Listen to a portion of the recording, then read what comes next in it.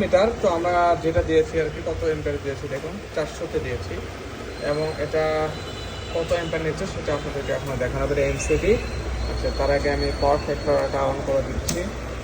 আচ্ছা, এটা আপনাদের পাওয়ার ফ্যাক্টর অফ করা অবস্থায় দেখবো জাস্ট কত এম্পিয়ার নিচ্ছে, ঠিক আছে।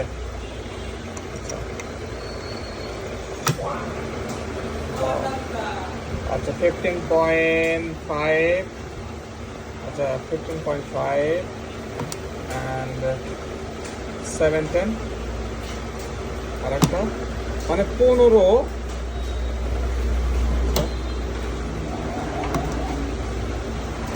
16, 17 এম্পিয়ার নিচ্ছে আর কি।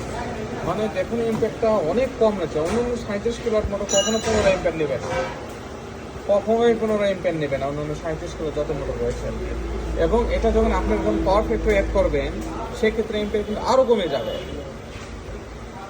আচ্ছা, এটা অনেক অনেক বিদ্যুৎ সাশ্রয়ী হবে। যাই হোক, এটা আমি দেখলাম। এখন আমরা আচ্ছা একটু সাউন্ড কোয়ালিটি দেখবো, সাউন্ড কীরকম।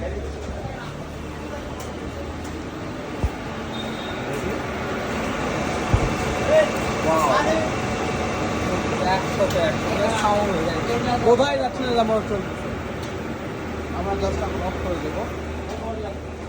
আসলে জাপানের মোটর আসলে অনেক সুবিধা রয়েছে, মানে বিদ্যুৎ সাশ্রয় থেকে শুরু করে সব দিক থেকে পারফেক্ট সেই মোটরগুলো।